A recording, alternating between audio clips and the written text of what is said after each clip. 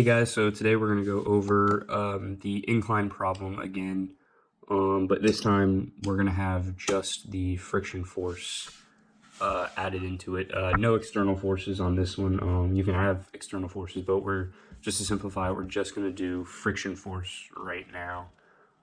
No external forces, so there's no guy pushing on the box or anything like that. So I'm going to set it up just like the last video, same angle. 30 degree angle, the box right here, same box, everything. But now now that there's no external force, we will say that there is a coefficient of friction, which is denoted by mu. Let's just say it's 0.1. That is a unitless number. We'll use that to calculate the force of the friction later on when we when we find the force balance and everything. So let's start off by denoting what our forces are going to be. So first off, we have the weight of the box, which is going to act on the center of the box, like that, straight down. Gravity is straight down. And then since the weight of the box is going to want to pull the box down the incline this way, the motion is that way. So the friction between the incline and the box is going to want to keep the box, the force is going to pull the box this way. So let's denote that force of friction, and we'll denote this force of gravity. Okay. I'm going to go ahead and put my coordinate system. So I've got my coordinate system X and Y. Okay. So as you can see, the problem would typically ask, what they won't give you a coefficient of friction normally. I mean, you can set it up multiple different ways, but a lot of times what they'll do is just say that's your unknown, and they'll give you, hey, solve for the coefficient of friction that would keep this box in static equilibrium, or basically find the coefficient of friction that keeps this box from moving down due to the force of gravity. So basically, we're going to start setting up our problem, our force balance, and we're going to first do that by splitting this. We're going to start by finding the x component and the y component of the force of gravity. And I'll show you why we need both here in a little bit. So first, I'm going to do my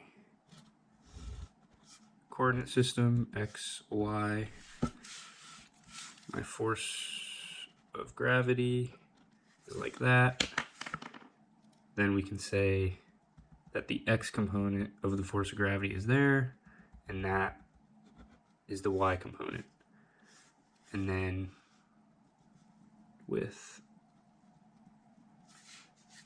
geometry and triangles, we know that this is 30 degrees. So therefore, this is 60 degrees, just like last problem. And then using our trigonometric functions, we can use this angle and solve for the x and the y component. So we would get that the Fgx, the force of gravity in the x component, becomes Fg times cosine of 60, and the Fgy component becomes Fg sine of 60. Okay. Now, those are just we can plug in that this is also equal to mg cosine 60 equal to mg sine 60. Okay, so now let's go ahead and solve for the force of the friction. So friction force is given, viscous friction is given by the formula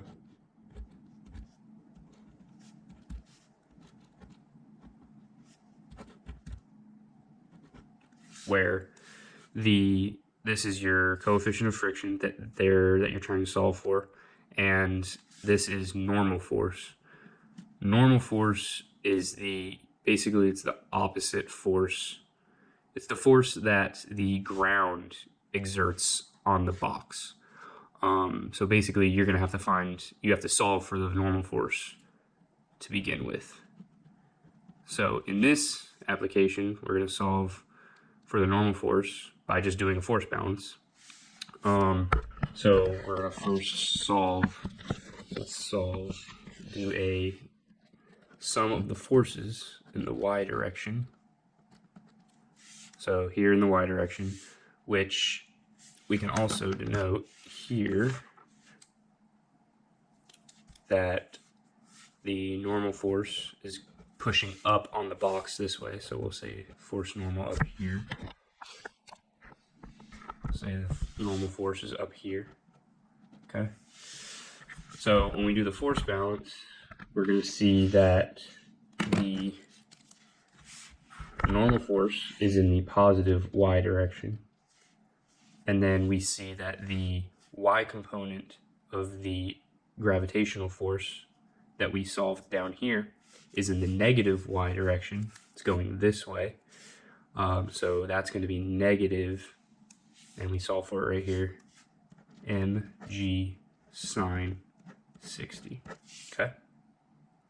And that's equal to 0 because everything's in static equilibrium. So you can just easily solve for the normal force, which would be mg sine of 60. Now, you can go ahead and plug that into your friction force, which would be mu mg sine 60. Okay, that's your friction force. Now, let's do the force balance in the x direction. So we get, so in the x direction, let's say first let's do the gravitational force first. So we have the x component of the gravitational force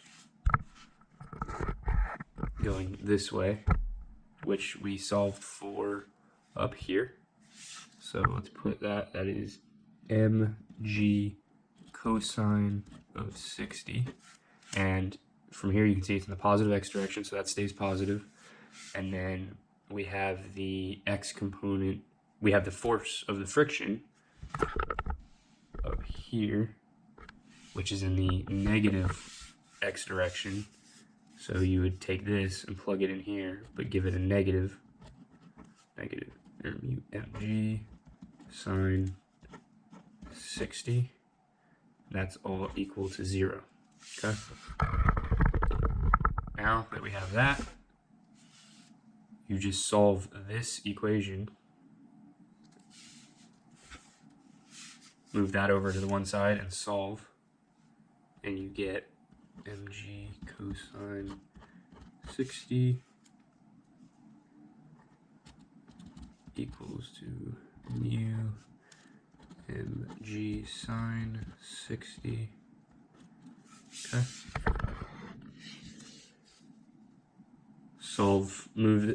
Divide this out, and you end up mu is equal to cosine 60 over sine 60.